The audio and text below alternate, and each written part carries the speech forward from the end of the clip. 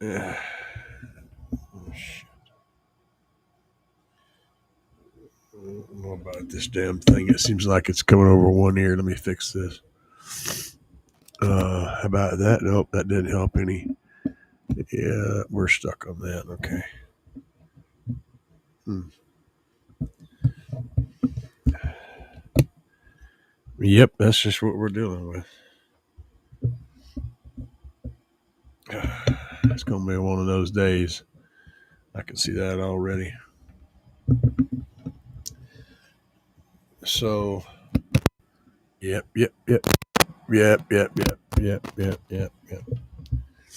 So anyway, that's going to disturb me all night. Anyway, uh, I am not feeling all that great. Actually, I feel like complete and utter garbage. So, just a heads up, I may be slipping off to the side and coughing at some point during the show. Blow my nose. I've had a really bad congestive issues the past few days, and it's not going to be any easier during the show, but we're going to struggle through it anyway. Let's get it started.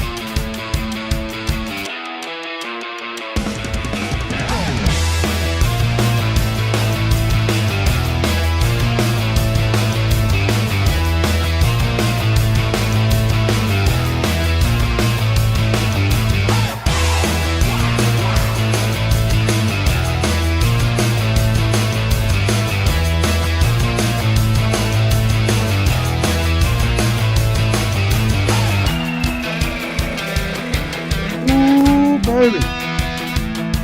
Oh, yeah. Your little one's in the house. This is Taco. Y'all say hi to Taco.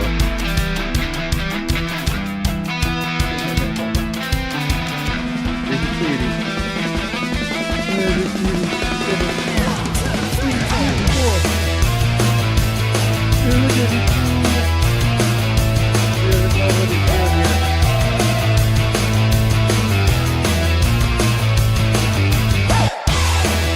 Come on, buddy. He's a cutie, huh?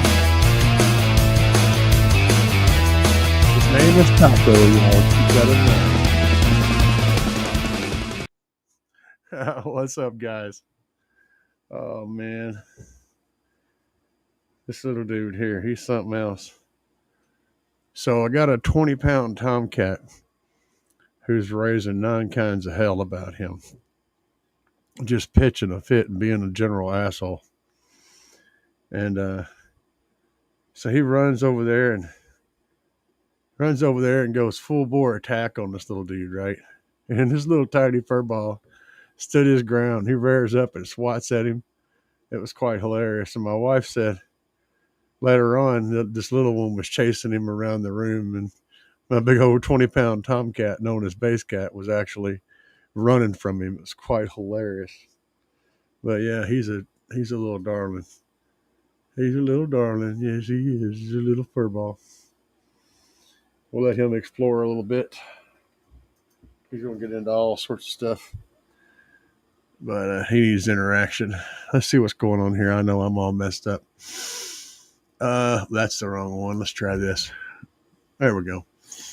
Let's see. I'm going to pull the chat thingamajigger up here. T. Corley, what's up from Little Rock, Arkansas? Yeah, I grew up down there in that area, man. I was in the Job Corps there. Y'all, you know about the Job Corps?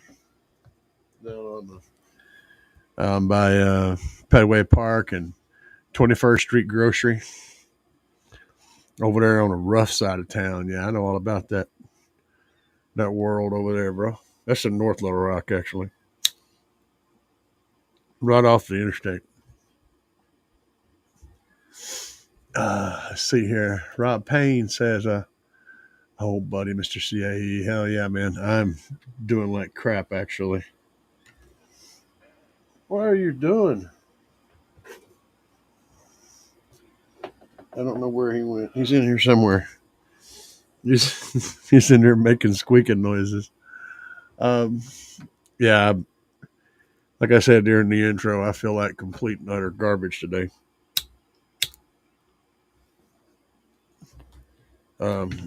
I think.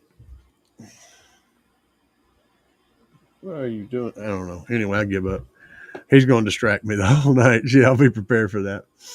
I think I got a little bug from somebody, and it added to my congestion in my chest. So, randomly during the show, I may mute my mic and slip off and cough or blow my nose a little bit. Y'all bear with me, okay? I'm here anyway. I've been really, really bad. Really, really, really bad.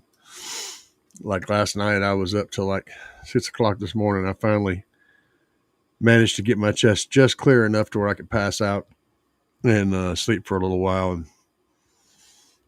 And yeah. But anyway, life goes on, right? So T. Corley said, have I heard anything about Slaps doing a Black Friday sale? I have not gotten any news about Slaps doing a Black Friday sale. To be perfectly honest, guys, you got to understand something. Slaps is working within very tight margins to deliver equipment that is very, very high quality at a ridiculously low price. There's not any room for sales. I mean, I'm going to tell you guys about something. Just so you understand how tight the margins are. There are certain places in the United States that when someone buys a subwoofer and they ship it to them, after paying the cost to ship it to the customer, Alan loses money. He actually loses money by selling a subwoofer. That's how tight the margins are. So there's not a lot of room for a sale. Just getting the discount that I give you guys is taking it right down to the wire. It's just there's no room for that. Whenever you build quality into a product, you build a lot of put a lot of good expensive parts into a product to get it to where it can actually do a job effectively. There's a limit to how cheap you can sell it. You just can't go any lower. You know, even in a small company where the costs are fairly low, you're not paying staff, you're not paying a warehouse manager, you're not paying for this big huge property. In those scenarios, you're still dealing with a bottom line. There's still a limit to how far you can go down before you're literally paying people to take a product. So just throwing that out there. And that goes for every manufacturer out there. A lot of the big manufacturers have gotten deals to where they can get their cost cut low in their production, and they can actually make more money, right? That's what they do. They make more money by cutting the cost. When the small guys, they're just going to usually sell it for a higher price and still make some money off the sale. Sometimes they're pushing it right to the wire. Walmart sells in bulk, so they can make a 2 or 3 pennies off each sale and still make trillions of dollars because they sell billions of items. So, and it's different markets and different structures, and that all works differently. Um, let's see here, but no, I haven't heard anything. I've been putting off getting a 4-channel amp, but if they put the 5K on sale, I might get it instead. Get that 4-channel amp, the 5K. Amp I have is full bridge, so maybe running mids and highs off it. I'm not sure what you're talking about. Hang on a second. I think you're confusing me, or I am, or you're confused yourself. I'll find out in a minute. I don't believe there's a 5K. 5K. The biggest multiple channel amp, I think, is well, unless I'm losing my mind, is the 2K. I mean, I'm always willing to, accept that I've lost my mind. That's perfectly normal. There's the 2K is a 500 by 4. Then you got the mini 160.4, which is the one I actually like. I really like that little amp. I'm running both of those in my Tahoe, by the way. But all the rest of them are monoblocks. 5K is a monoblock.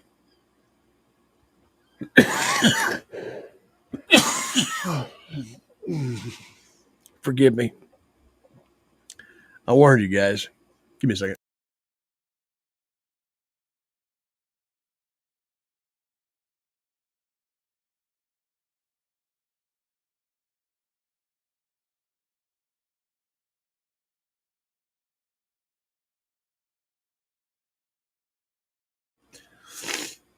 I got Taco back. He's running around, rubbing on my leg and attacking my foot. So yeah. 5K on sale. Let's see. So hopefully I answered your question. Rob Payne said, same here. All the cold crap going on here too. A few shots of Southern Comfort and I'm feeling a little better. Yeah, I could hit the tequila bottle over there. Let's see here. Adrian, what's up, man? Oh, Bayside fan. If it's too loud, you're too old. Hell yeah, brother. I've been working on stuff here tonight. What are you bitching about? Life is easy for you. I know. Okay. T. Corley.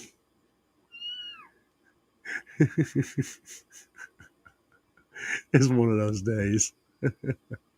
T. Corley said for real, when I get sick, I sweat it out by working on something unless it's really bad.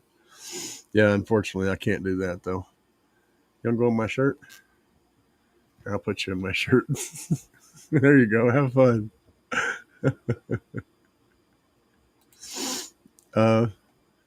So I got the 5K for subs, full bridge for mids.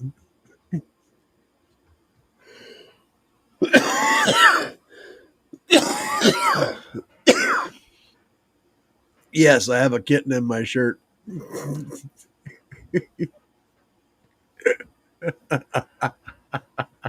It's a magic trick. Yeah, I like that. Oh, son, you're something else. Let me stick him outside real quick. I'll put him in outside my room. He's going to be very distracting. Yes, you're something else, man. You hear a little twerk.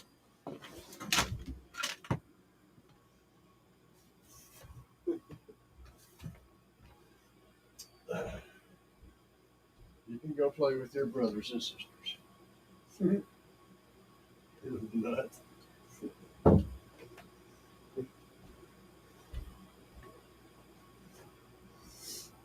Uh, oh. So, oh man. All right. Let me try to focus here. So T. Corley said, I got the 5K I get the 5K for subs or my full bridge for minutes. I got you. That sounds like a reasonable plan. Um, me, I don't know. What are you running for subwoofers? What are you running subwoofer wise? So I can kind of get some estimates on whether or not that is a feasible plan. Oh man, guys, I'm so tired. I'm sorry. I'm doing my best though. Y'all forgive me. I've been talking to some friends of mine tonight on the Facebook Messenger while working on music, just trying to keep myself occupied because everything I dive into is like, go, go, go, pause, cough, cough, cough, blow my nose, get all the crap out because fluids just keep building up in my head, man. It's like the last 3 days, that's all I've been dealing with, like constantly. And tomorrow we got a show, and I'm going to be there. It's a Base for Toys, so I'm definitely going to be there. It's a benefit show. I may not feel worth the crap, but I'll be there. Just like I'm here tonight. I definitely should have called in tonight, but it is what it is. We're going to get through it. If you guys have any questions, this is the time you post them because I'm not real. I don't have a real good plan. I've been talking to some friends about subwoofer design. But there's only so much I can talk about from their end. I will say that the topic I brought up was using a electromagnet as a magnet for a subwoofer, right? So instead of having a permanent magnet, have an electromagnet and having it energize in reverse polarity to the coil magnet so that they would fight against each other and you could theoretically get twice as much energy out of the combination. Possibly save a bunch of weight too. I don't know. I mean, it's a crazy idea, but I brought it up to some people who are really smart. And we went back and forth. One of those people is Jacob Fuller. You guys know him. He's the guy that designs all the sundown subwoofers and stuff. So he said there's merit to it, but there'd be problems. And I'm like, yeah, I know there'd be problems, but would it be worth trying to weed out all those problems? Would the gains be worth? So that's what we were talking about. It's going back and forth about that. Thought I'd bring you guys in on that little tidbit. Checked the 7 tour subs out. No. I'll get back to you in a second here. So to get louder, you have to increase cone area or power, or does X-Max have something? All those. Actually, cone area and X-Max are more important than anything. Power is the last number. Power always makes you louder, but how much louder it makes you is based on the other stuff. So it's like power is the icing on the cake. Everything else is the cake. Okay. The cake is made out of a good box, the proper amount of, the proper port tuning if you're using a port, the proper amount of airspace, the proper air spring for that subwoofer, a good seal, stiff enclosure, all that stuff. And then also the subs diameter, the cone area, and the throw. Because all of those things are going to dictate how well you're going to energize the space. So think about it like this. If you have a subwoofer that's playing a tone, right? It's playing a tone. So it's going positive. Well, it's going positive. Well, when it goes positive, if the baffle and the sides of the enclosure and all that cave in, shrink in because the sub is creating a vacuum in the box. If that stuff shrinks in, then that means that it's going to counteract the positive pressure that you're trying to create, there's going to be a negative void created by the panels shrinking in on the enclosure. And also, there's going to be less positive by the panels outside the vehicle on it pressing out.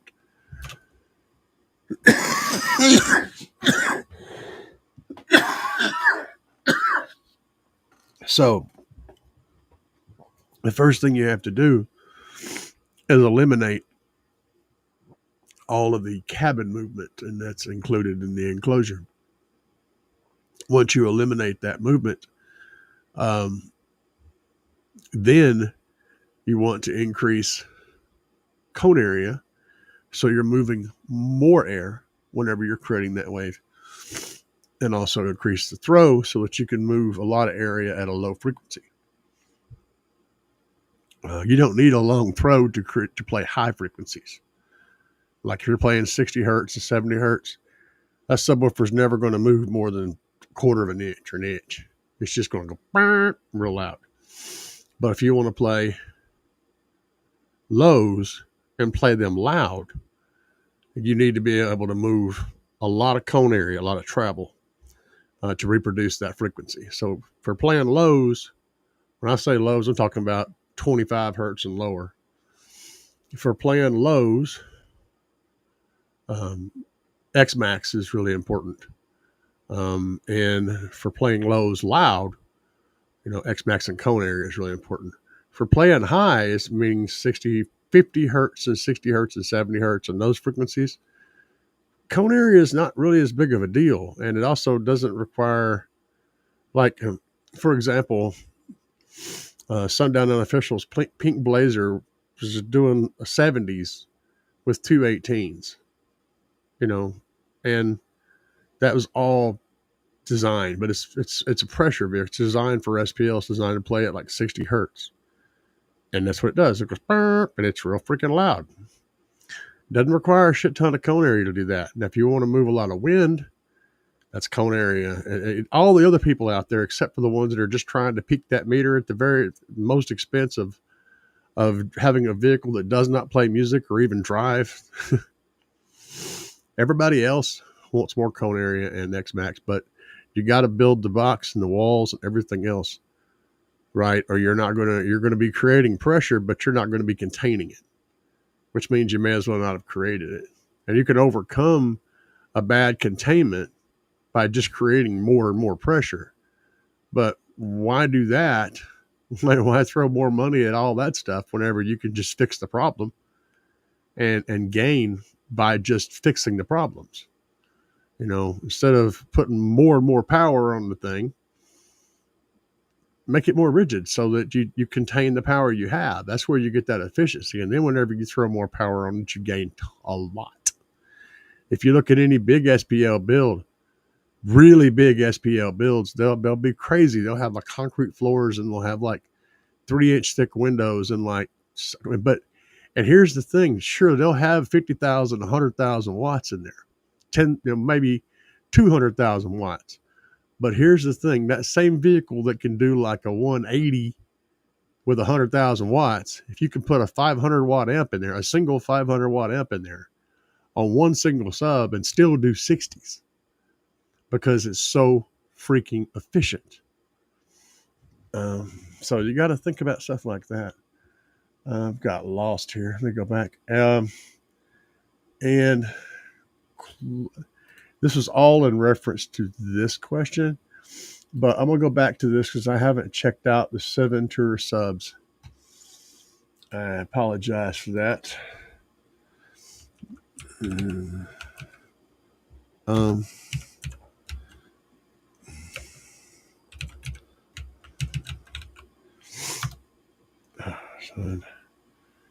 I'm a train wreck right now, guys. Bear with me. Oh boy, I didn't even type that right. Let's try that again.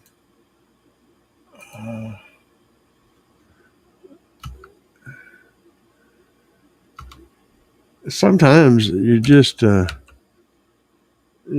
want to. You just don't want to, get out of bed.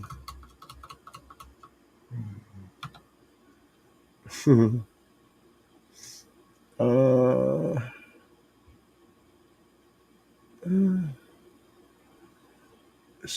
tour. Oh goodness. Okay. So I'm seeing right now. I'm seeing a bunch of these little 10-inch powered underseat kind of things. They they did, yeah. I know what you're talking about. They did send me a. They give me an invite. The company tried. Uh, we're still talking on it, but they're trying to get me to do a review for some of their stuff. I forgot about that. Um, so yeah, as far as those under the seat subwoofers go, I can dive into that a little bit. There's plenty of companies that have been making them for a long time. They're hit and miss. They're going to be able to play wide frequency pretty low, but they're just not going to be able to play anything loud. So if you're running like a stock stereo system on factory power, your head unit, and you have zilch for bass, putting one of those under your seat could net you a little bit of bottom end. It's not going to be anything boomy. It's just going to be, it'll kind of round out those lows and make it sound more full. So don't expect the world from those, but you will notice a difference if you have a pretty thin system. So, T. Corley said it sounds interesting. Uh, Manufacturer says 1.24 cubic feet. I put them in, I don't know. Okay. I put them in 1.1.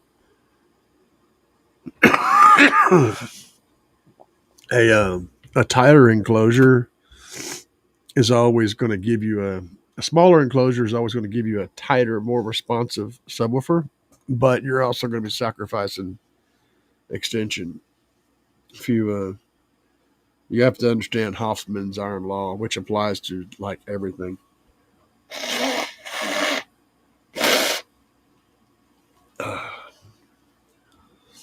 And basically, what it boils down to is um, efficiency and size and lows. So you can be efficient and low, but you're going to have a big box.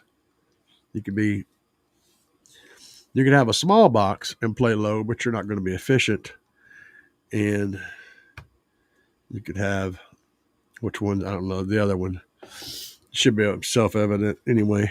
That's the iron law, and it's like you can find that in any scenario. You can build a car that's fast and cheap, but it won't be you know it won't be reliable. You can build a reliable cheap car, but it won't be fast. You can build a cheap reliable car, but it won't be fast. Right? You can build a reliable fast car, but it won't be cheap. There's always the three like that, the trifecta, and you can usually find it pretty quick if you're thinking about it. Let's see here. Do I think the size difference makes a big difference? Yes. It isn't necessarily good or bad. So it absolutely makes a big difference. Your air spring is going to be tighter, so it's going to be more responsive. It's like tuning the snare drum up. When you tune the snare drum up, it's going to have a higher pitch. It's going to want to resonate at higher notes. So yeah, it's not going to resonate low. And that's kind of the same concept. When you put a lot of spring behind that subwoofer, it's not going to want to play lows as well, but it will be more responsive on the upper notes. I say highs. When I'm talking about highs in relevance to a subwoofer, I'm talking about like 40, 50, 60 hertz. I think of the whole subwoofer plays a whole range of highs, mids, and lows, right? Yeah, I know. We break it down into sections because just because you like bass doesn't mean that you like the same bass I do. I like kind of the middle ground, which is that 25 to 28 hertz range. Some people like that 18, 15, 12. Yeah, not my jam, but I get it. It's like all the different ranges of subwoofer. It's just how it is, man. Oh, T. Corley said, I go, hey, man, it's all good, brother. Glad you could stop by. Rob Payne said, how can the subwoofer that has FS of 41 hertz play better in a lower tune box? Because the FSs and everything. There's a whole lot of different factors there. FS is going to give you its natural frequency that it wants to vibrate at, which means it's going to be hot. That sub's going to be hot at 41 hertz, but that doesn't mean it can't dig down into the 20s. That just means it wants to vibrate at 41 hertz. It's going to tend to be more free vibrating at 41 hertz. So with that, if you want to exploit that FS, you would build a box that was tuned at 41 hertz and put it in a Tahoe and play 40 hertz track on it, and you would get some serious SPL, but it would also it would also have a hump. So you would have a really big hump. It wouldn't be very flat at all. I kind of like having a higher FS because it ends up giving me a more flat curve, and I like my bass loud and low and mean and windy, but I also like a nice flat curve. I like to have a nice wide band if I can play music on it. So yeah, there's more at play than just your FS. That's just a tendency. You know what I'm saying? Justin said, I just bought 2 SmackDown V218s in my code. Hell yeah, dude. Oh my goodness. I don't know. I haven't done that yet. I haven't figured that yet. I have to get with that, figure that out. The ideal port velocity, I don't know.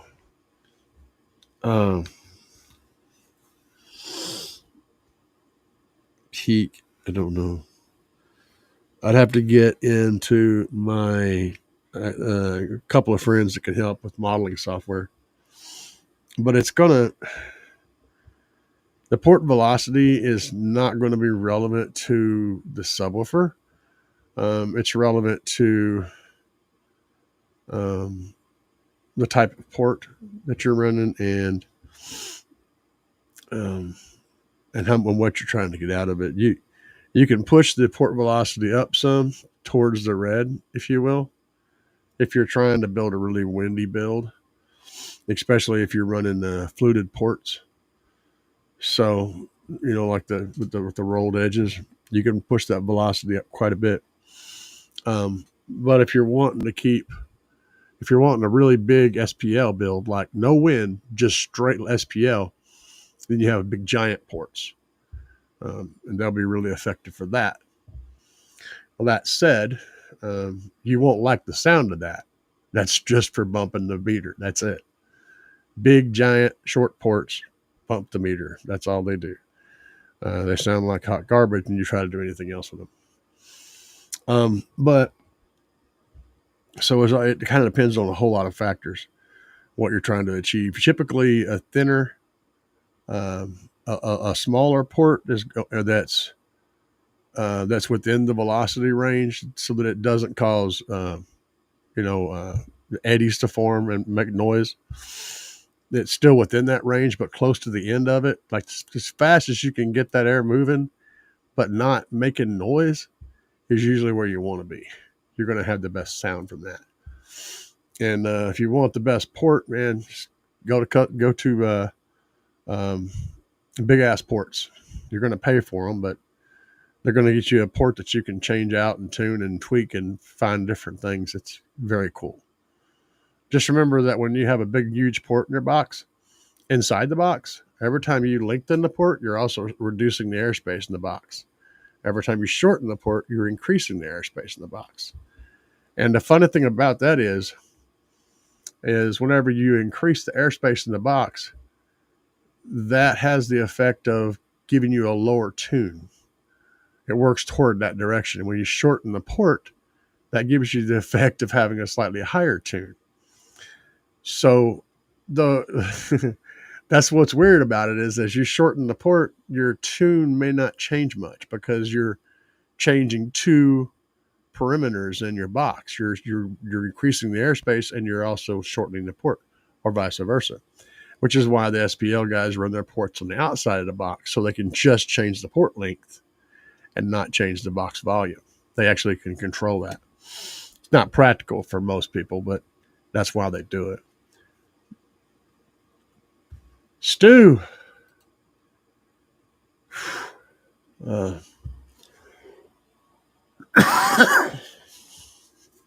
ain't feeling good, Stu. Stu said, "What's up?" Heard something about a new LX7 subwoofer. Yeah, I heard something about it too.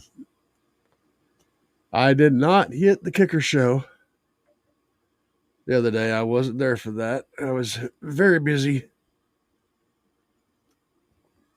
and it completely slipped my mind. I did manage to make it to Andy's show afterwards, but barely. During the week, often people will call me up. It's like, "Hey man, I got this thing, this and this, and can I come over and we can?" Yeah, sure, man. And then we're out in the friggin' yard for 6 hours working on their stuff, and I'm like, "Oh well, I forgot. I have totally forgot about this and this and this." And it is what it is, man. I'm only one person. I can only be in one place at a time. You know what I'm saying? And when it comes down to whether or not I'm gonna be out there diving in helping somebody, number one, I'm helping somebody, which is what I love to do. Number two, I'm working on car audio equipment and bass. I'm going to be doing that. That's going to take priority over a whole lot of stuff. I will be getting video of it though, and you guys will get to see it later. But that's where I'm at usually. If I'm not where you think I should be, I'm probably neck deep in the car audio build, helping somebody or working on my own stuff. That's just what life does to me. Ported. It's ported. Yeah. Okay. Okay. Clevis. Yeah. There's so many factors, dude. I can try to answer your question, but that's not really what needs to happen. What needs to happen is you have to learn. You got to build a foundation on how these things work together, and I'll try to help you with that. So like I have tons of videos talking about this stuff. Just absorb as much as you can. There's plenty of people out there, plenty of amazing, amazing, smart people out there that can help build a foundation. Once you start getting a foundation of how this all works together in your head, once you can see the bottom part of it start to build, the rest of it will just start falling into place. It'll all make sense. And then when you look at any situation, you'll have a general idea of what direction you need to go just based on that foundation that you've already got built, and you'll get better at it. But I will gladly try to answer. I just can't answer your question right now because I don't have the right information to be totally thorough on that. Stu said FS is a resonance in free air. Exactly. Adding the sub for an enclosure is going to change the frequency of that peak. It'll always be higher than a free air. Yep. It's like the QTS. The QTC will always be higher than a QTS because you've added something to resist movement. So technically that FS should go up in a box, which it will. That doesn't mean that you're not going to dig lows hard, Interesting. Let's see what this question is. I think maybe Georgia boy, GJ, Georgia boy. Would you go to 215s or 212s? I have a Smart 3 Nissan Sentra daily driver. It depends on how much airspace you have available to you to build an enclosure.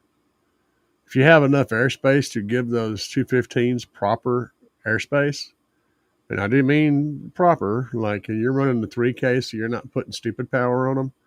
So you'd probably be wanting to go to like the larger size of the box that they're available for. Like if the sub says it'll play at anything from a 3.0 to a 4.5 cubic foot box, you'd probably want to lean towards the higher size, like around 4.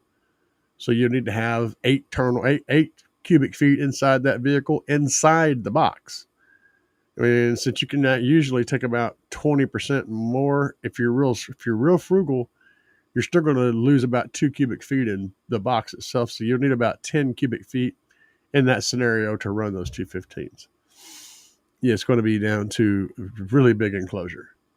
So if you're going to be suffering on airspace, then by all means, you're better off to run a single 15 or 212s. You don't want to put 215s in a choked box. You're not going to get the output that you're looking for. You're going to be wasting your time, your money, and you're not going to get what you're after. So if you can't give it the right airspace, run less subs with the proper airspace, and you're going to actually gain more out of that. Hopefully that answered that question for you. So it has an AGM battery up front and a Northstar AGM battery for the rear. No FC wire already. So like you got a pretty good setup, but you're running 2 AGMs, so you've got about 60 to 100 amps of active power that you can take out and put back in.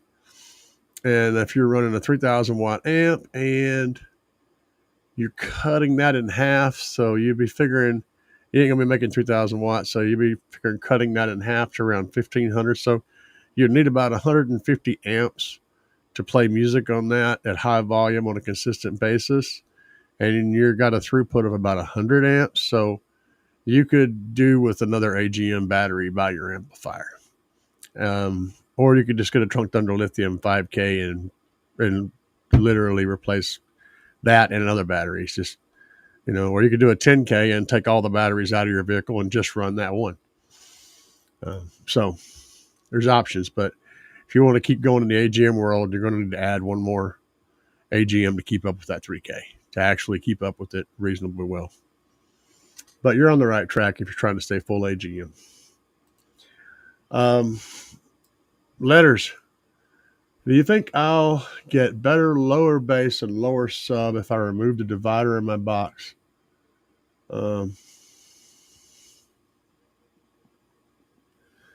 Probably not. And the reason is because that divider is also a structural piece. It's not just separating the subs. It's being used to reinforce it so that the baffle and the longer panels of your enclosure don't get to vibrating. You're probably going to lose output by removing it. Because you're going to compromise the structure. That's my best advice. Is the answer is I don't think you would. I think you would end up losing because you would compromise the integrity of the enclosure. Ain't no problem, man. Let's see what's going on here. Stu said my wife had a 20 and now a 24 Sentra.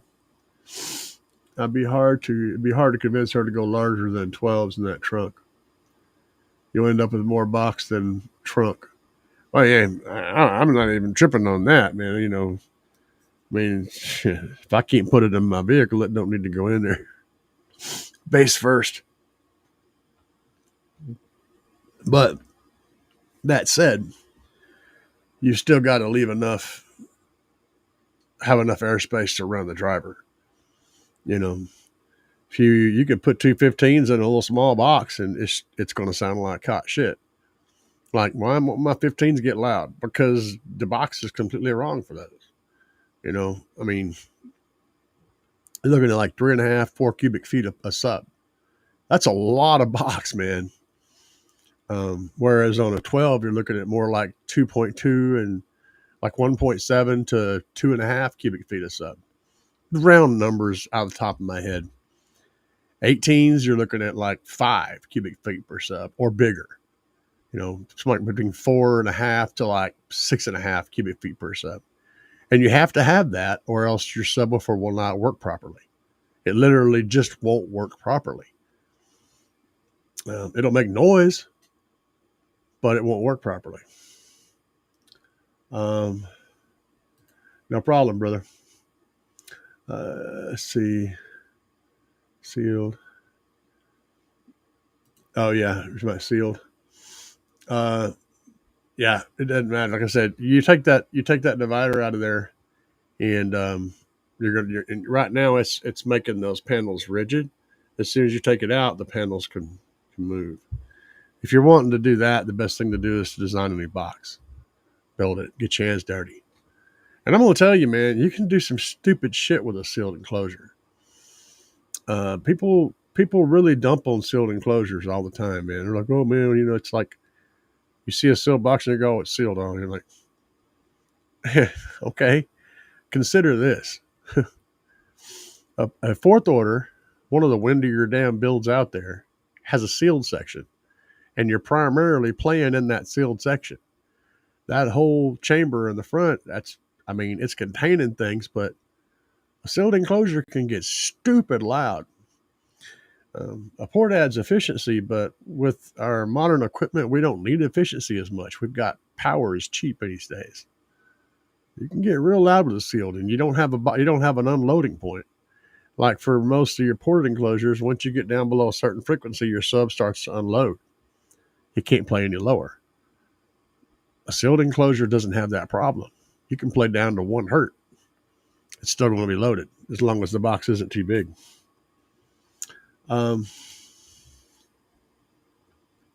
It's like Bobby made it in the house. Over the years, I've learned that functional and correct are 2 different words for a reason. Yeah. True. Truth.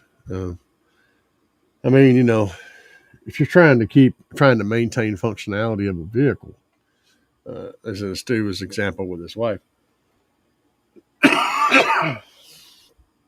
and you're not trying to be loud, you just want to play low. A single 8 or a single 10 can give you tremendous amounts of low end power. It's not going to get real loud, but you're also going to have, like 90% of your trunk space left. That's why most of the little enclosures for that kind of a scenario are pretty small. You don't need a lot to create bass. You need a lot to create extremely loud bass. There's a difference. Bobby B is in the house. About time he showed up. Man, we've been going for almost an hour. And he just straight up late tonight. Out there milking the goats, man. Let's see here. Oh no. It's possible. Stu said if we say explode 3 times, will Tubby show up? Dubby will go back home to Kansas. He'll go back home and be like, Annie M. Guys over there on the wall, see it up there? And by Bones' head, that is a Sony Explode. Yeah. That's my corner over there. A big subwoofer. For those of you guys who have never seen this whole setup, it's not typically out. I don't have a lot of videos where it's all out there, but that's what's on that side of the room. And Jason's hanging out back here with me right now. He's chilling out on the slap simp. Actually, he's hanging on the DSP right now. I don't know. Let's try it. You guys want to try it? So I don't think it's going to work, man. I don't have faith in it. Sony Explode. No, I don't see him yet. Maybe it'll be a reaction. Take a little time. Y'all check this out. Something I've been working on. Yourself what Team Savage Sounds can do for me. You're asking the wrong question. What you need to ask is what can I do for Team?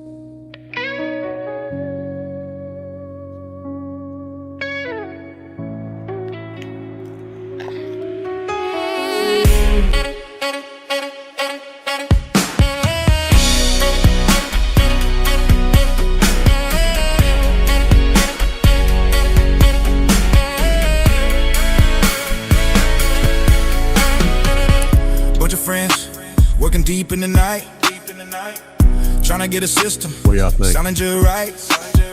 Putting in the hours. I love the in the cold and dark, or in the hot sun.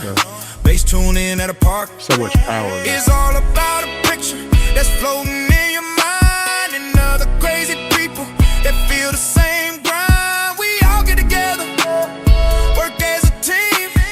Team Savage Sounds, yeah, bass on the scene.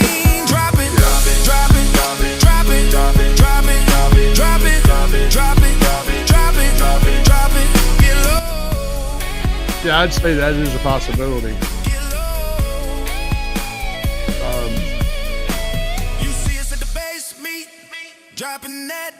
What I'm trying to figure out is how, because I've got a wall to V-pillar. I've basically sacrificed as much space as possible. We're still getting some nasty lows.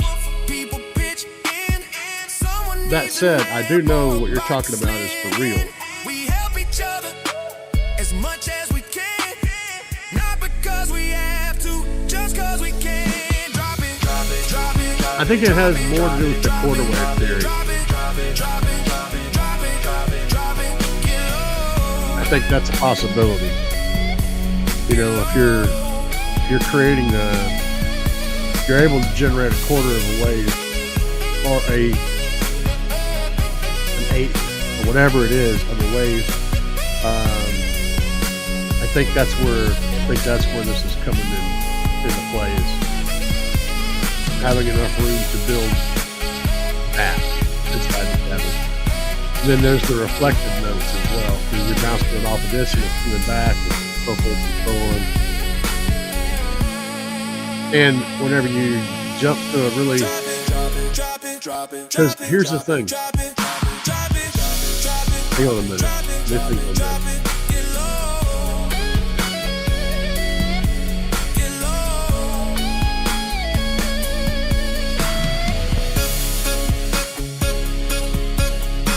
Yeah. All right. So my thought on that is, I know how much louder my vehicle gets when I open the windows, the doors, and how much it's restricted whenever the windows are both rolled up.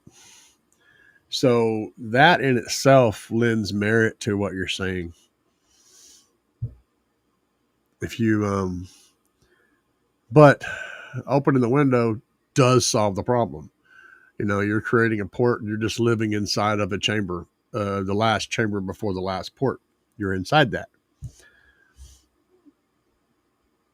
It's interesting to think about, though, because I've often thought about why is it so that when you open the doors and open the windows, it changes everything about how your system sounds, everything.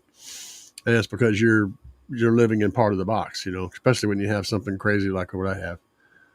So very interesting to think about, but I agree. Oh yeah, it's a good jam, ain't it? That's why I said I like the saxophones, man. The saxophones just blast, and man, that intro to that song's got so much power. And I actually mixed them down. I mixed them down quite a bit, but that's just a standby kind of a you know, this little mix that I've got up here is kind of a temporary mix that I wanted you guys to hear. So I got it done just in time to be able to put it on the show. Rob said he likes it too. I think it's more of an issue when rear firing, trying to energize a small area, especially with something as resonant as a Nissan. Oh God, trunks are horrible. So guys, man, let me throw this out there for any of you guys there's a bunch of you guys that aren't in chat right now, and I'm sure that a lot of you probably are new to this and you're just wanting to see what's going on. When it comes to putting subwoofers in a trunk,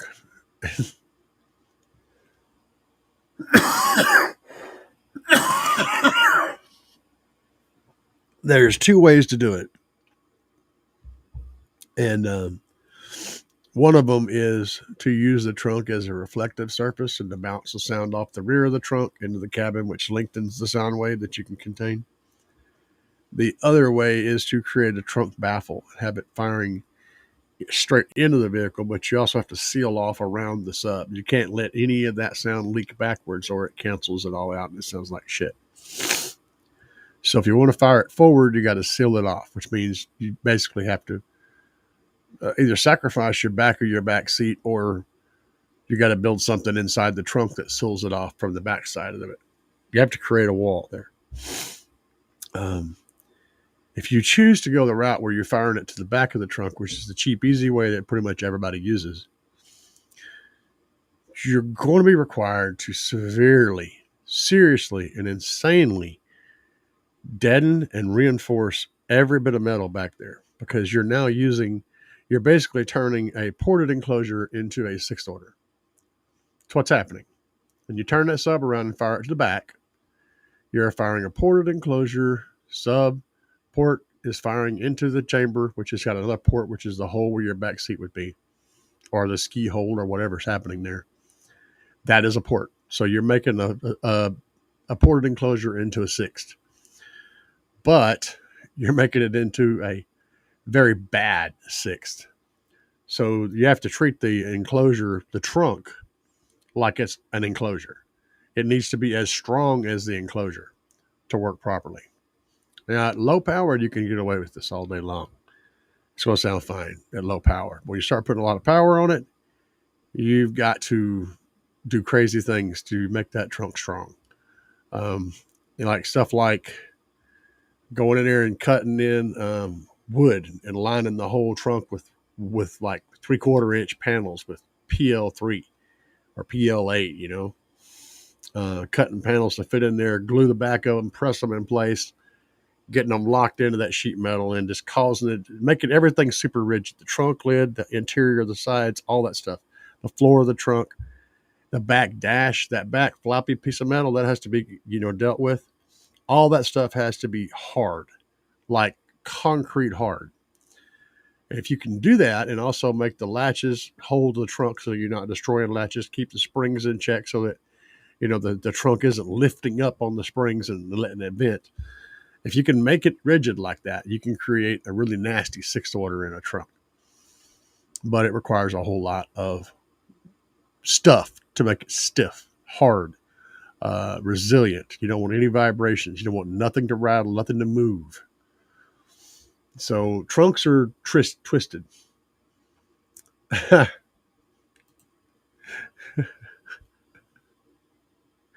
Dubby.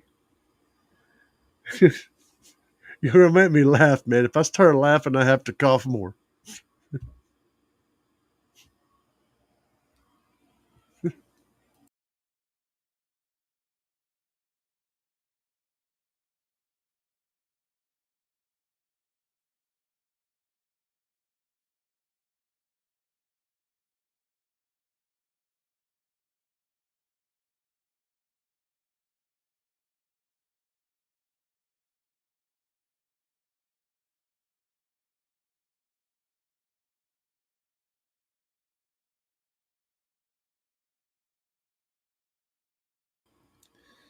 Shit, man. I need to take a decongestant, but if I do, it makes me feel like shit afterwards. So it's a compromise. Decongestants are rough with me anymore. Tubby, you're crazy, man. Your exploding senses tingle. Yeah, I got a feeling Bobby B tingled your exploding senses. He tends to do that. I'm surprised El Fuego isn't here. Just because you guys are so crazy. Oh, what was he saying? Let me go back in this.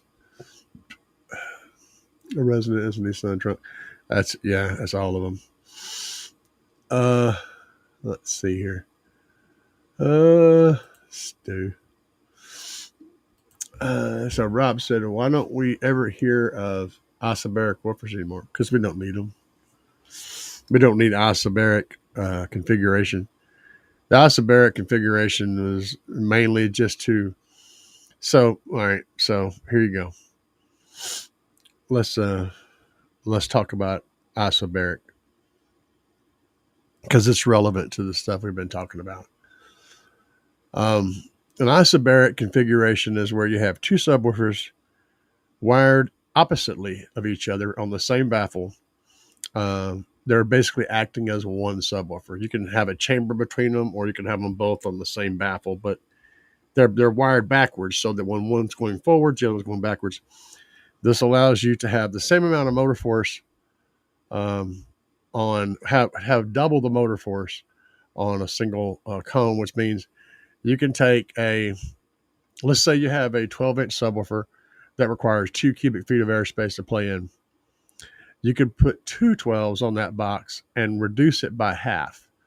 So it's like I said, if you have a single 12 that requires 2 cubic feet, you could shrink that box to half of its normal size, to 1 cubic foot, and put two 12s in isobaric configuration on it and get the same output as if you had 112 in a 2-foot box.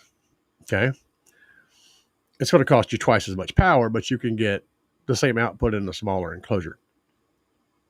It goes back to Hoffman's iron law. It's less efficient. It's half as efficient, but you can still get the trick done.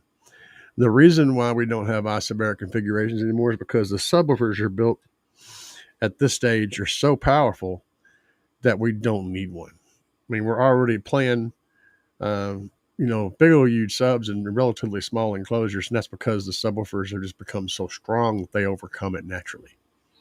In fact, the Solabaric, which was really the first subwoofer that was designed to replace isobaric configurations from Stillwater Designs, later becoming Kicker, that Solabaric driver's job was literally to replace two subwoofers in an isobaric configuration. So instead of running two, you could just run one and get the same amount of output on one subwoofer. That was the whole thing behind the Solabaric driver from Stillwater Designs, or Kicker. They basically pioneered that. They really wrote the book on big subwoofers very early in the game, because they're the first ones to really make a subwoofer that had big, huge balls, right? And that would have been the Solabaric. That was the first big balls subwoofer. Everything before that was like a Funky Pup, right? It was all fairly lightweight stuff. 100 watts, 50 watts, 100 watts. Most of the amplifiers were like 100 watts, maybe 200 watts, 75 watts. These are what amplifiers power ran. Subwoofer amplifiers, amplifiers used for subwoofers, were like 100 watts, 150 watts. It was a big game changer whenever the Solabaric came out. That changed everything, because now you had amplifiers, you had subwoofers that could take a lot more power, and they could produce all that deep bass in a much smaller spot, which is a huge win for car audio. That was a major innovation. Like every other big car audio subwoofer out there is basically a child of the Solabaric, for real.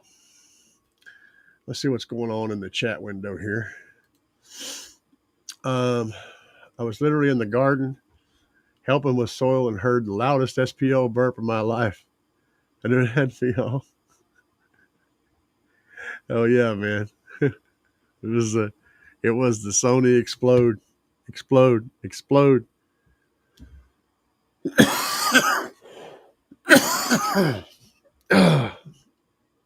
Oh goodness.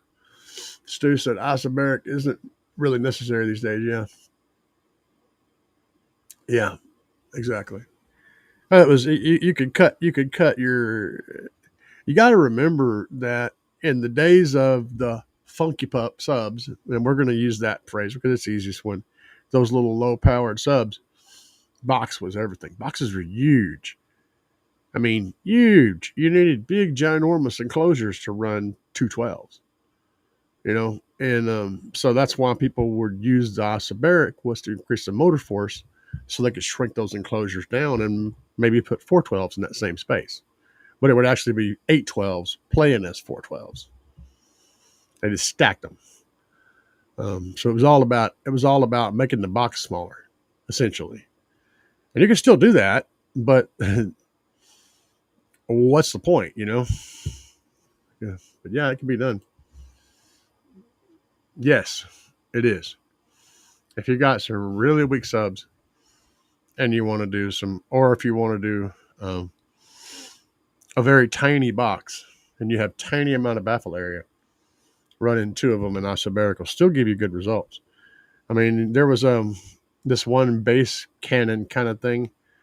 I don't remember for sure who made it, but it had two 6x9s inside of it, and they were opposing each other. And it was ported on one end. I want to think it was ported on one end.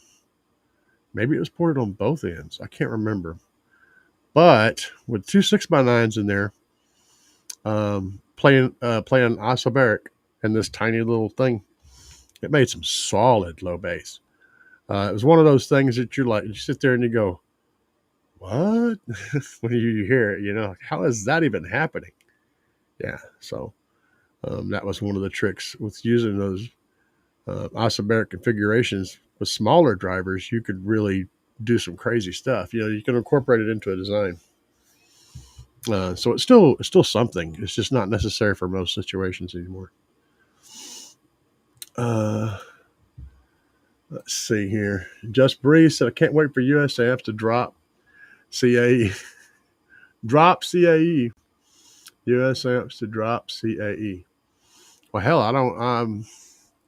I was trying to work with US Amps and trying hard to work with them, but there was really it was really me that was in the way. And I mean, not dissing on US Amps because their new stuff is very very good. It's extremely good, extremely high quality. Out there. The problem is most of my people are budget minded, and when I say budget, I mean money budget minded. And US Amps is not budget friendly at all, not even a little bit. You got to be ready to drop some serious, serious freaking douche marks if you want to pick up some from US Amp stuff. So if money's not the issue, I mean, hell, dude, US Amps makes some of the best amps on the market, but you're going to pay a lot for them. And I could have worked with them. I had some deals set up. I could have got equipment from them, and a really nasty discount on all the stuff. All of this, it was all in the works, but I couldn't bring myself to pick them up because I didn't feel like it would be good for my community. That's why we never pushed any further on that. I didn't feel good about that because I don't think my community is ready for $6,000 amplifier. Well, so I don't know, or more. They get deep, but yeah, good stuff. Stu said nowadays we have lots of motors. Yep, lots of motor. Um,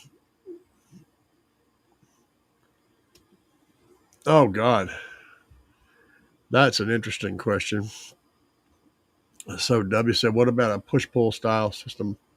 So you want a solibaric or an isobaric infinite baffle? That's like uh, most generally.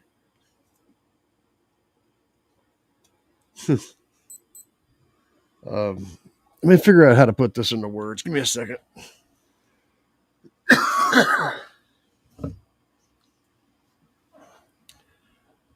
Your Q factor would go down a lot going isobaric. So, in my opinion, unless it's some unusual driver that I'm not really pulling up in my brain right now, you probably would be bottoming the thing out so quickly that it wouldn't be practical for an infinite baffle. I mean, you need a fairly tight, fairly low powered sub to really do infinite baffle. If I was going to do an infinite baffle on the cheap, I would look up a cheap Hyanka 15 or a really cheap Scar 18 or something like that. The cheapest one I could find. And that would typically, like something with like 500, 600 watts of RMS power handling or less, and then put very low power on it, you'll get a lot of resonance on an infinite baffle. But it's not going to work very well in a car. It's not really an infinite baffle. You got to be able to seal off the listening environment from the back of the driver or whatever the shape of the driver is. So actually, you'd be working against yourself by trying to do a isobaric infinite baffle. I mean, I'm sure it's been done, but I don't think it would be a good productive way to use that tech.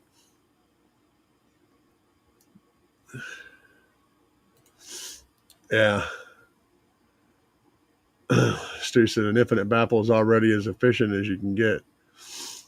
Uh, per sub only relies on the suspension for compliance. Exactly. Well, it relies on the suspension and a good amplifier. So the suspension is naturally going to restrict its movement and going to give you some compliance, but technically, a good amplifier will move that cone inside that range without a suspension at all. It would just move and just float there. So until there was no note, and then it would fall, basically. So, but it doesn't take much power when you have nothing really restricting you. It doesn't take very much power to generate, a sine wave when you have no restrictions. But you have to be very, very, very careful about how much power you put on it and how low you try to play it, because you can quickly destroy it. That's why I said using a really inexpensive 18 or something like that will be a really good starting point for an IB set up in a house. Just grab a real cheap car audio 18, put it on like 75 watts, 50 watts, 100 watts. You'd be amazed by how much you can get out of that.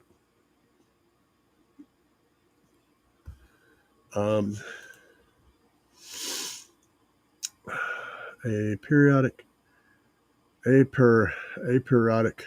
closure design, I feel has some room left on it for explanation. Not familiar with it. You would need to provide information. So I can't speak on it. But if Stu's interested, it's going to be cool.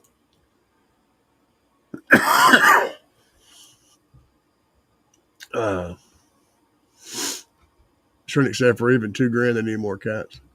Yeah. Well, caps are good, but you can also run higher quality caps or bigger caps. I haven't studied their amplifier topology enough to be able to really get into that.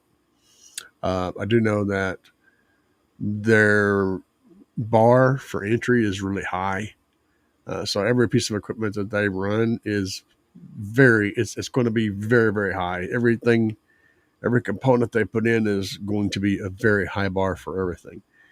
The cost is evident, but the equipment's good. They can do far above its rated power and give you far more performance than even that. The amp design is everything, and they're pretty impressive, but they're also really expensive. All right, Car Audio Seeker, what's up, man? How much lithium for 3 SCD 5K? So you got 3 5Ks. All right, let me get my head wrapped around everything. A 320 amp alt charging at 14.8. You need a Trunk Thunder Lithium 10K version 2 or version 3. 10K version 3. That would sort you out. If you don't want to go that route, then you would need 6 Big Jeff batteries. That's the equivalent. 6, actually. No, it would be 2, 4. 4 Big Jeff batteries, 4 Big Jeff lithium batteries, or 2 of the X-Max batteries, 2 of those, or 1 Truck Thunder Lithium 10K version 3. That's just how much it would take to do that job properly. Oh, yes. Yes, within one stroke of the piston, you will absolutely know you have overpowered it. When you do an IB setup, the damage isn't burnt voice coils. The damage is crushed voice coils. It's always mechanical damage, and you can do lots of mechanical damage. But yes. You guys made me want to laugh, and I can't laugh. Laughing makes it worse, man. Rob said, years ago, I remember some guys running the seventh order, where subwoofers were facing each other and all the chambers were ported.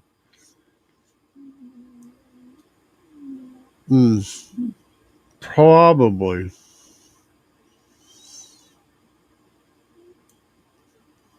Because if you're adding a sixth order, if you take a sixth order and run an isobarics configuration in it, I think that would add an order. So it would be considered a seventh order, but you could get to that point in different ways. And usually the orders, they're even numbers. Because when you add a chamber, you have to add a port to get to that chamber, and that adds 2 orders. So if it was a seventh order, the only thing I could figure is it would be like a sixth order that had a isobaric configuration. That may be considered an order. Interesting though, and it would be an epic. It would be twice as expensive as a normal one. I don't think you would get twice the output out of it though.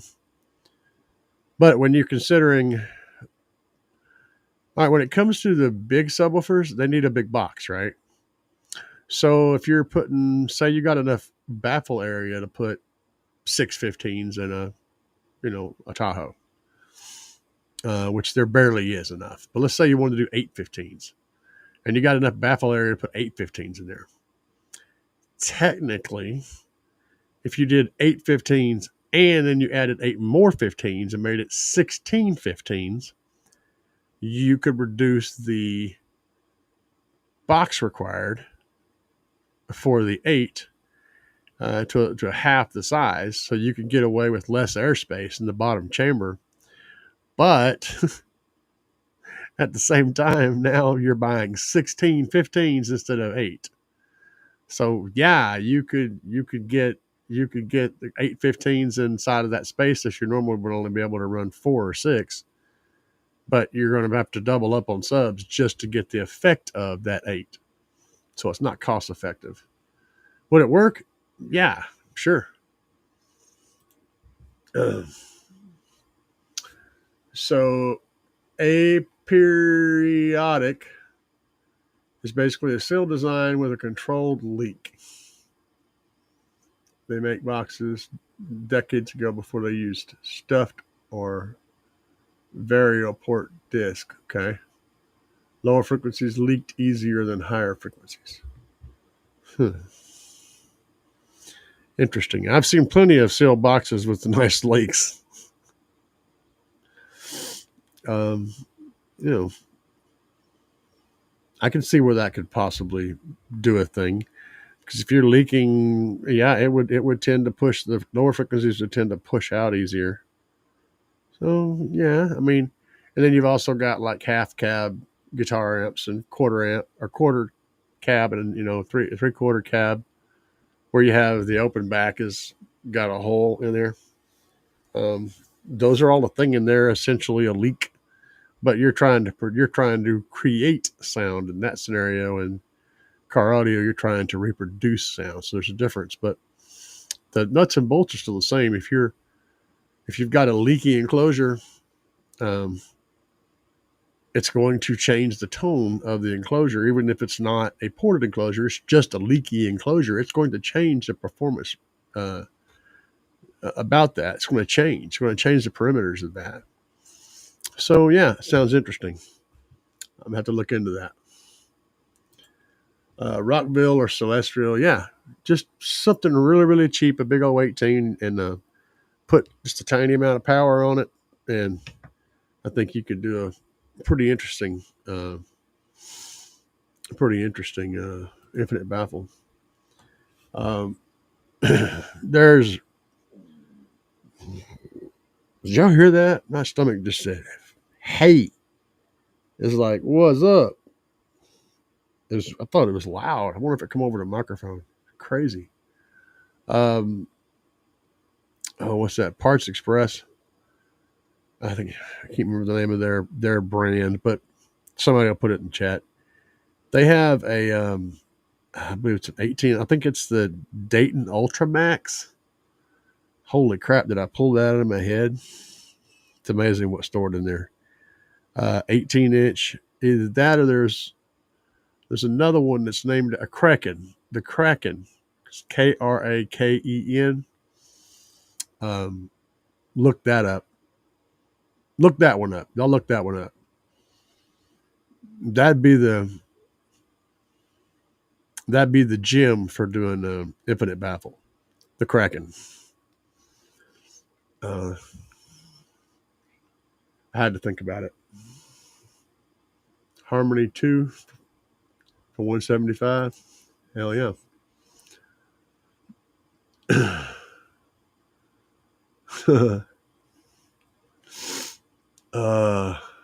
300, 3 or 4 for those. I'm not sure. Yeah.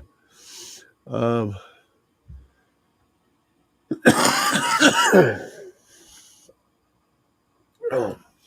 interesting.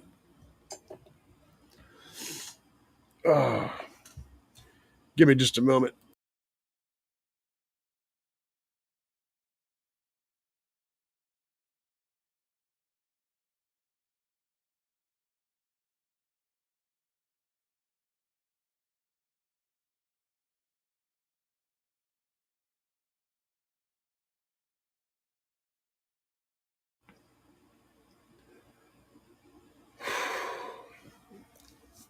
You guys know how hardcore I am. I'm here anyway. Stu said a periodic can mean a smaller enclosure that will play low. The drawbacks noise from the leak has to be dealt with. Yeah, I can see that. You have to like figure out a way to muffle it or something. That's interesting though. And the leak would be out of phase with the sub. That's the other end of that. So you'd want to have it vented as far away from the sub as possible. Because when you started playing at that frequency and the leak started leaking, it would be having some cancellation effect. Not sure how much, but it would definitely be some.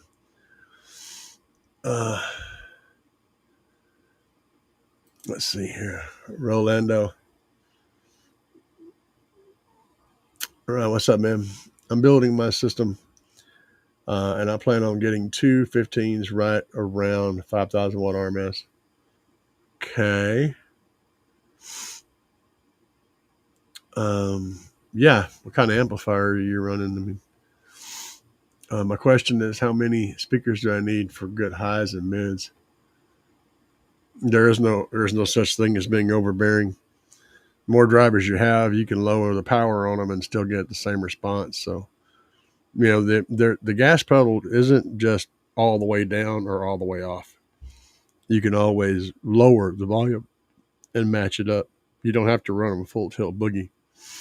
So the more options you have, larger cone mids are going to give you more performance with less power, more volume, and more rounded lows. But they also take up a lot of space, and most vehicles don't have a space for 10-inch mids, which I would have said in my Tahoe. But so that's something to consider. There's a whole lot of factors in here. And let's see here.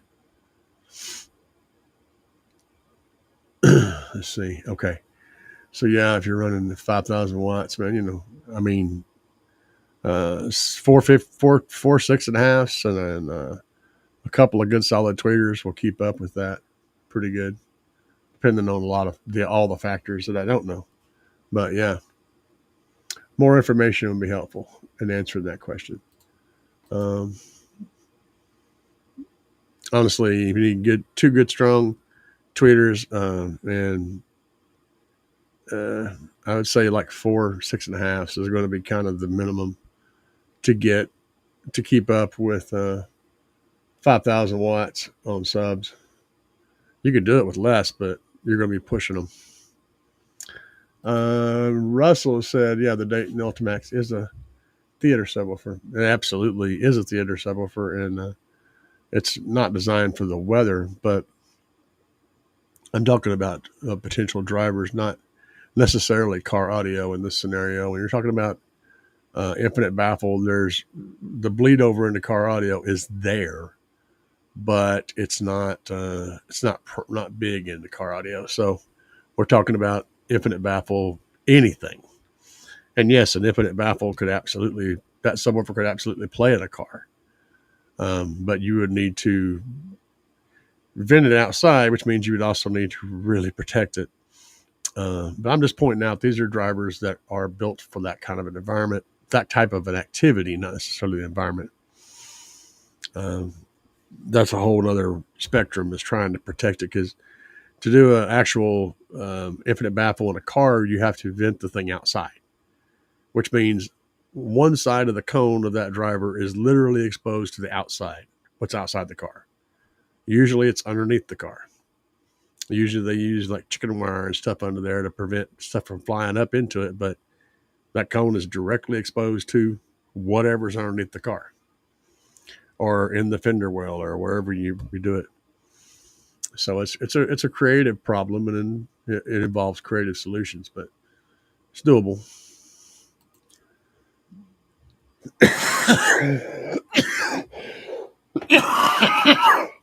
Oh, Stu said the leak should act like a port in terms of phase. It's only going to work if the leak has a port. It has to be tuned to act like a port. It's got to be able to contain the leak until it flips phase, and then at that point you've created a port. I mean, once you've got a leak phase to flip at the right spot, you've literally created a port. So it's no longer a leaky sealed enclosure; it's now a ported enclosure. Just saying. But I'm enjoying this conversation. I'm just being the devil's advocate and trying to find balance between everything. Defiance. That's a solid amp. I ran one for a while. Had no problems out of it. That'll get shit done. So on the Roland, let me go back and see what you said. Yeah, I thought so. So you're running 215s right around 5,000 watts RMS. Okay. So those subs are rated at 5,000 watts RMS, or you're just putting 5,000 watts RMS each on the subs? I'm guessing that's what's happening. Yeah, if you're doing, yeah.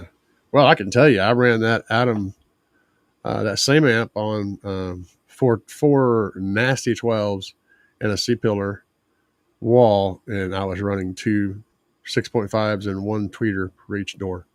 That was my front stage, and it kept up just fine.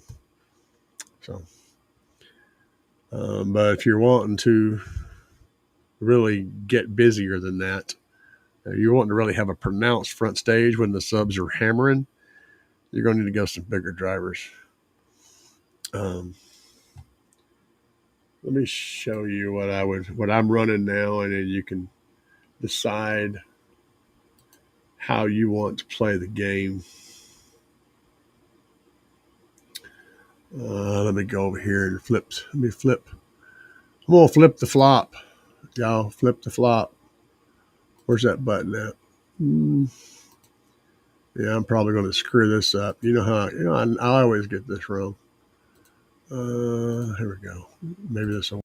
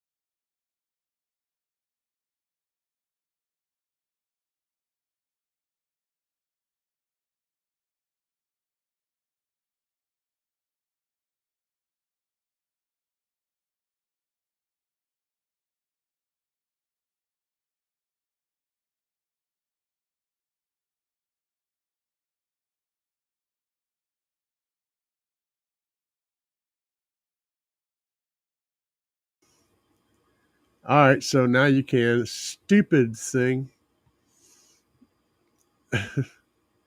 There should be sound now, man. Yeah. Yeah, there's sound now. So, okay. All right. So, yeah. Okay, so I'll look at this again. So, first of all, I'm running this guy. You guys can hear me, right? I know you can hear me now. Pretty sure you can hear me now. Let's see if I can fix this. There we go. Make sure I have sound. Yeah. Every time I change screens like that, I forget to check sometimes. This is what I'm running on the two tweeters. I'm running 2 channels on this guy. And the other 2 channels are, yeah, I'm going to, Stu. The other 2 channels are basically doing nothing right now. So I got 2 channels on this running to the tweeters. And the tweeters, and then of course I have this guy. And this guy, I have 2 channels, the 4 channels here, but I have them bridged. So I'm putting 1 and 2 to one side and 3 or 4 to the other side, or whatever it is. I can't remember.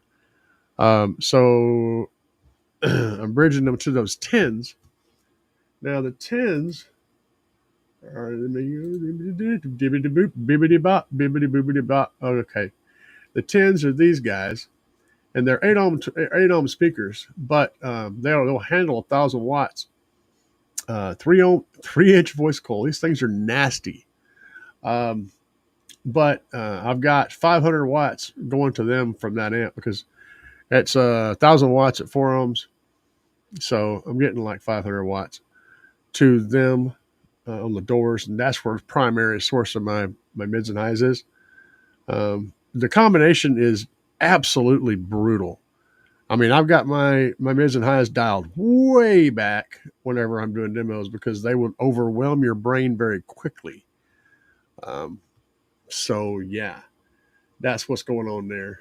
That's my suggestion is you go over here, pick this guy up, and they're $100 a piece, which is not bad considering how wicked they are. You could also go with this guy, but I don't. I mean, it's a 12. It's going to be a whole different type of setup. I can't speak on it. I'm sure it's nice, but I can't speak on it. I can speak on these. I've been beating the crap out of these for a while now. So you pick up a set of these guys, or 2, however many you can fit in your door, and you pick up a set of these guys, and they're $23 a piece. They're not expensive, and you'll have a nasty set in that regard. And this little capacitor works quite well for the frequency cutoff. I do have mine cut off at like 4,000 and up, but this will cut it off a little bit lower than that. So I like to run mine at 4,000 and up, these tweeters. But that's a combo that's really, really good, and you just need the power to run them. You could honestly run all of them quite well off of the that 2K4 channel, this guy. I chose to go the route that I did because I already had 2 of the Slaps minis.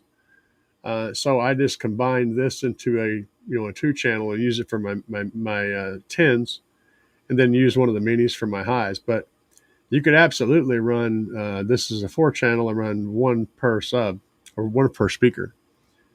It's a good clean amp. It does a good job. Doesn't give me any issues. Let's see here. People are messaging me, and I know that's. If you're asking yourself what Team Savage Sounds can do for me. All right, hang on a minute. You're asking the wrong question. What you need to ask is, what can I do for this team?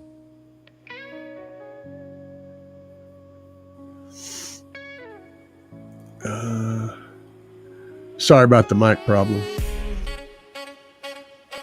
Lots of R's and subs. I'm gonna look there and figure out where I was at. $2,000. Yeah. With your I'm friends, getting working $215. deep in the night, trying to get a system, sounding just right, putting in the hours, in the cold and dark, or in the hot sun, bass tune in at a park. It's all about a picture that's floating in your mind, and other crazy people that feel the same grind. We all get together.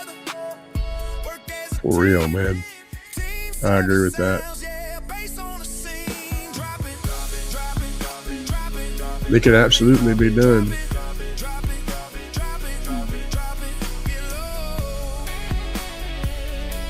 Am I still running the Ultra Caps? No. But I am running a set of capacitors now.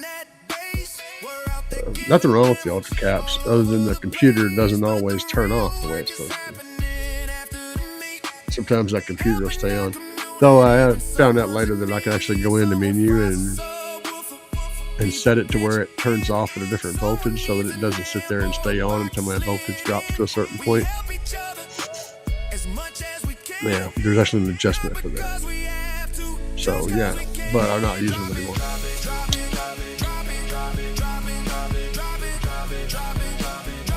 It's a good track. Russell. Ultimate doesn't have a dust cap. That'd be inconvenient.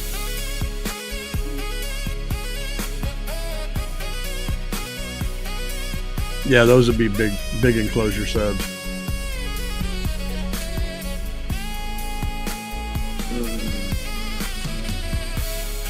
Rolling.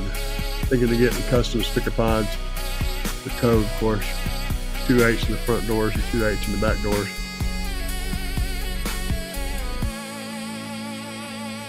That worked good.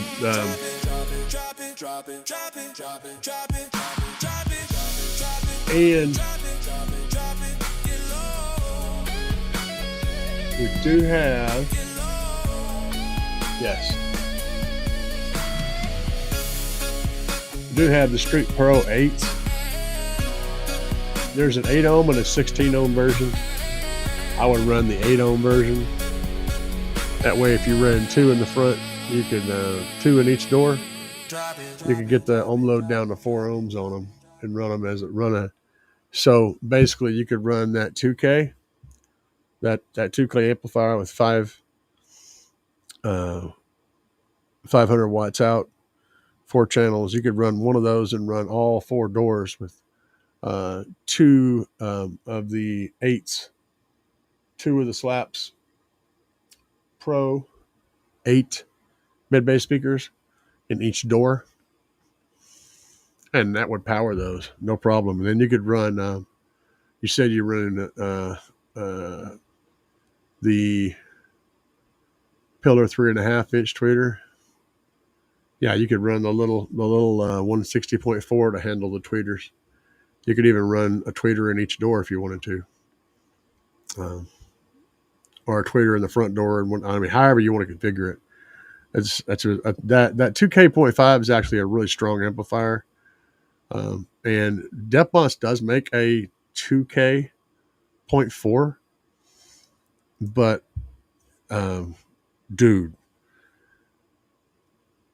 you don't want that amplifier.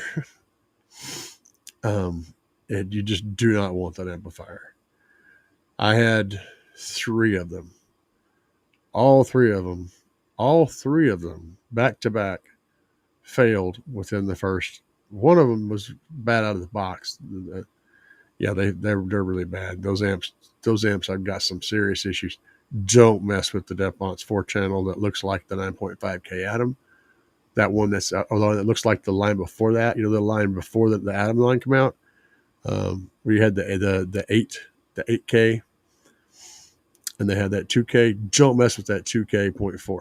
You don't want that amplifier. It just keeps giving bad results. I've had terrible results with that. And I've used a lot of Depmons equipment, and a lot of it's awesome. Almost all of it's awesome. That amp is a disaster waiting to happen. But the Slaps 2K.4, solid. I've been beating the brakes off of it, dude. I haven't yet to shut one of them off, and they had every right to shut off because I've been punishing them hard.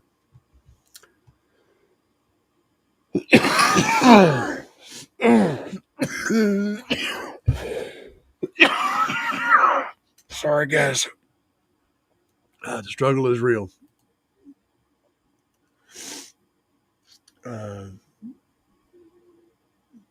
Yeah, it's a solid combo, man. That would give you lots of air, lots of cone area. I mean, I'm not one for putting speakers in the back, but um, I'm a front stage guy. But ain't nothing wrong with that. If that's what you're into, and you're definitely going to get more volume. Give me a second.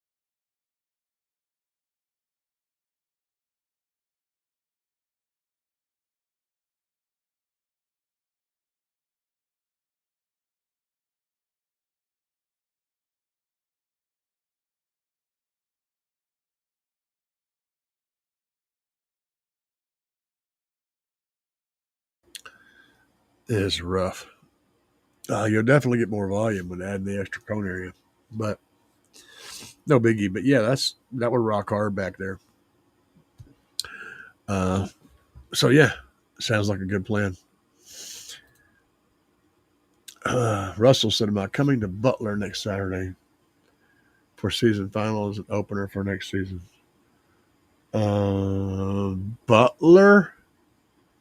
I don't know where that is. I hadn't planned on going anywhere, so it would be a new thing, but I don't know where that is. It must be in Arkansas. I don't. It seems like an Arkansas town. All right, cool. I'll look into that, Stu. Oh yeah, yeah. This is where my audio was dead. I should have audio right now. Let me check and make sure. Test. Yeah, I do. All right. At least I figured out how to fix it, right? 3/4 channel, Duff Mott's, machetes. No. No. Don't do that. Just don't do that. Just getting to that comment. Don't do that. Go with the slaps 4Ks, slaps 2Ks, 0.5, 0.4. You'll be very much happy that you made that decision. So I'm thinking, I'm sitting here thinking about my speakers. Thinking my speakers are shot. Yeah. Oh man, it is life, dude. Sorry about the audio there. What's up, Justin? Justin said he's back. Tell him we can't hear him. Y'all are all crackheads, man. That's so wrong. That's so wrong, dude. That is so wrong to have to go through that 3 times because you're playing a joke on me. See how mean you guys are. And that's Dubby. Dubby's trying to be mean. For that, I'm going to go over there and punch the Sony Explode subwoofer. I'm going to stab it, and you're going to feel it right in your soul. Like a friggin', what do you call them? Voodoo dolls, man. Oh, click all the buttons. Hell yeah, man. Give them a click. Russell said, I've got, okay, it's a long one. I got 2 6.5 Duff Mott's Arnolds, good. 2 8-inch Duff Mott's Arnold mid bass, good. 2 1-inch DS18 Bullet Super Tweeters, okay. On a Slaps Audio, 2K.4 4-channel and a 160.4 channel amplifier with an 8-channel DSP. The clarity is wow. Absolutely. Sounds solid. Nothing wrong with the Duff Mott's Arnolds, man. I like them. The Sylvesters, the Arnolds, both great. Even the Machete, the less expensive Machete Mids and Highs, I've used them quite a bit. The only problem I had with the Duff Mott's Arnold's, Machetes, Machete drivers, and the Sylvesters and all those, I had a problem with keeping them alive. I was blowing them more often than I should have been. I was blowing them up. And it was probably me, but that said, I took out a set of recoils, a set of $20 a piece recoils, and I replaced them with the Machete drivers. They sounded just as good, if not better. But within a day, I'd blown one. So I put the recoil back in there in its spot, just that one. And then about a week later, I blew the other one. And so I put the recoil back in its spot, and they kept playing forever. So the recoils were literally taking the same power and the same settings and the same everything, but not blowing. And I'm like, well, what the hell? I mean, I wanted to upgrade, but my upgrade was not an upgrade. It was a downgrade. I mean, it's just I can't explain why a $20 speaker uh, sounds just as good and handles power better than something significantly more expensive, but it does. So there's that. I mean, it's just reality. It's not my preference. I was trying to like go with the high end thing and have the high end stuff, but it didn't live up to the name. So I've still got a set of them. I had bought four. Okay, I had four in the doors, and two of them blew. And I ended up pulling the other two out. The two that I pulled out, I've still got them. They're in a box up there. And the Arnolds are better, but they're so much more expensive. And they just don't. I've heard them all, dude, and I'm not impressed with the amount of sound you gain for the amount of money that you invest. It just doesn't. It just doesn't add up. But the slaps, I like all of their mids and highs. Their mids and highs have balls, and they handle power extremely well. So yeah, I'm down with the sickness. Let's see here. Russell said, "W for the win." Bobby said, "For bass, I have four 18-inch Smackdowns V1s on tar amps. Cheapio. Cheap. I don't know what the hell that word is. 12K. So you got four Smackdowns on a 12K. That's enough power. I would recommend running four 18-inch Smackdowns on four 5Ks or on two 8Ks. But if you're running them on a single setup, you're running them at 1 ohm. So yeah, you really can't split them up, or your ohm load will be messed up. So you're going to have to stick to a one. So yeah, what you got right now works great. Just be sure you're feeding it enough power. Make sure your power is good. That's your weakness. I don't know how that's about, but you definitely got a good setup going on. Cornut Russell said, see, you guys are just nuts. I'd like to see Butler, Kansas. Okay. Yeah. My broken ass body, dude. I don't do a lot of traveling. Consider it though. Russell, the tar amps 4,000.4. 4 channels, actually awesome. Yeah, I can't speak on it though. Rolando said, "I'm glad I didn't buy the DEFBOT stuff yet. I should go on Snatch." Honestly, yeah, you're gonna get just as much, if not more, out of everything, and you're gonna spend significantly less money. And I mean, I don't know. I like money, and so when I can get what I want without having to spend as much money, I'm all about it. Spending extra money on sound deadener and stuff like that to make everything more efficient. You're just going to be happier if you do. And the beauty of it is, if you do manage to blow up shit, it's not that expensive to replace. It's like, this is what we do, man. We destroy things, and so whenever the things we destroy are less expensive to replace, that's good. But I haven't had a single failure of a driver or an amp from slaps yet, period. Just saying. That's the facts. And you guys seen my demos. You've seen my demo videos. I get out in the parking lot and I go for 8 hours. Just, 5 to 8 hours. I'm just back to back, wide open, clipping constantly, smoking, cooking, freaking slamming windy ass demos all day long. If the shit will hold up under the torture that I put it through, you got no problems, man. I give it the beans. All of them.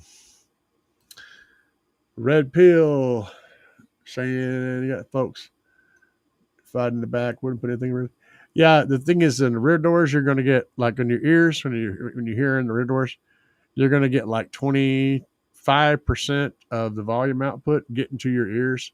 So adding speakers to the rear, you're only going to get about 25% increase by doing that.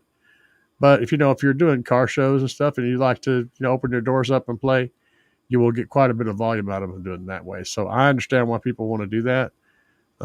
It's just my personal preference is I just usually run full front stage and that's it. Yep. Put that money in the front. Yeah. Sound deadener, man. Sound deadener, everything hard, heavy.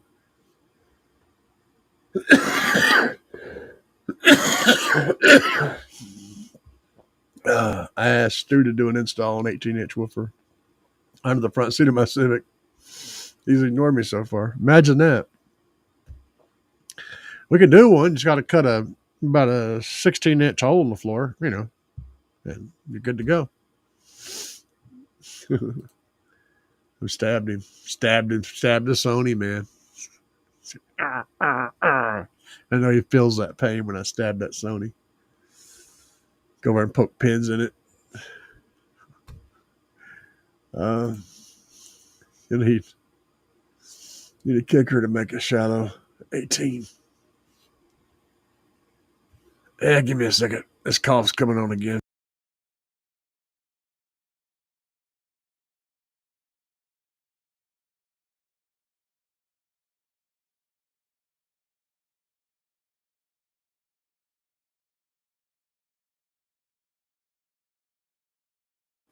Yeah, this never ends, man.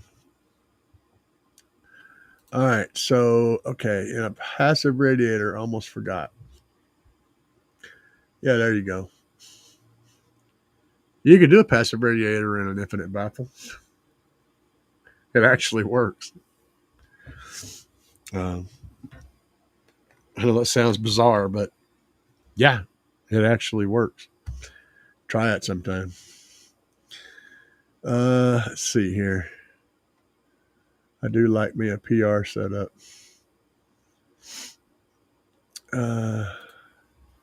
Russell said, I don't run mids and highs on flat response ever. The head unit has equalizer settings. Vivid or dynamic, but never flat. Gotcha. Mid pill. Often. She ate some mid bass after. No car shows, just street beater. Gotcha. Yeah, if you're not trying to do the parking lot, adding the big mids and the back doors are not going to be beneficial. Not really. I mean, you're going to gain about, like I said, you'll hear about 25% of what's going on back there. If you're wanting just volume, you're gaining 25% by adding speakers back there. But if you're wanting soundstage or anything else, which is what I like the sound to be coming in front of me. Doing the front stage is better. You could use the other two channels to drop a front sub somewhere up into the console or somewhere that have it playing like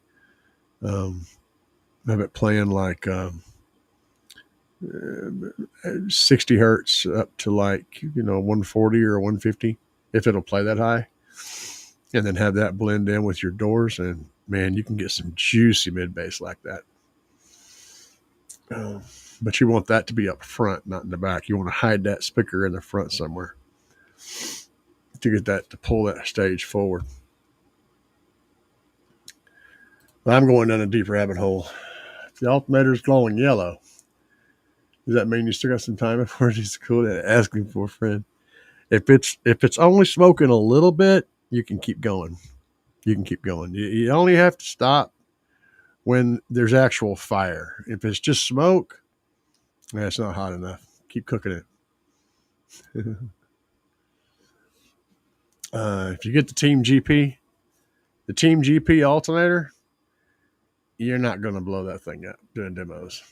They're tough as shit, dude. That's what I'm running as a Team GP. You pay for them. It's like $700 when I bought it. But good Lord, what a tough ass alternator. I've had that thing like so hot that you couldn't even get close to it, much less touch it. Just freaking just baking hot, glowing hot. And it's still pumping out 370 amps. And it just kept on doing it, and it's done it over and over again. So I have a lot of faith in that alternator. It's a good one. Yellow means caution. Yeah.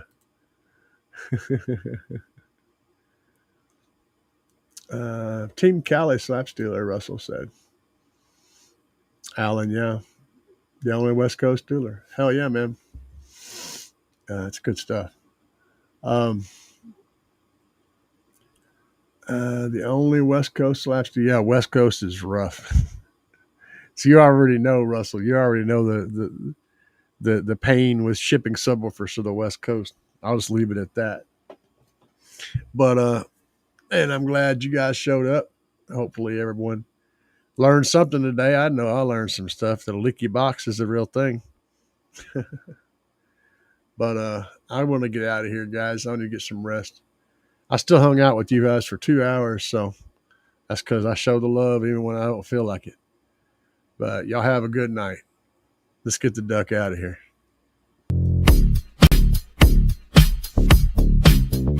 Yeah. Yeah.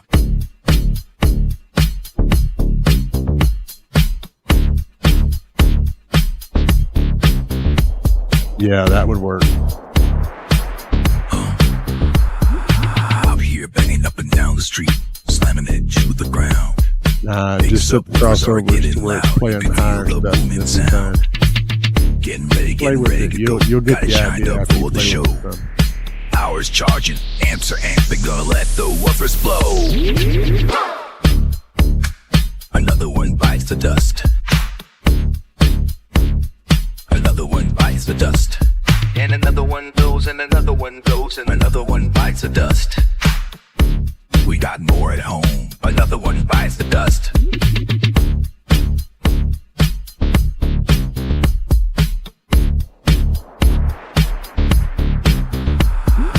Wires are glowing and the amps smoking. Subs are cherry red. Yeah, we're going to interrupt the bass line. Gonna go hard till they're dead. Look at it. Understand it. Feel it.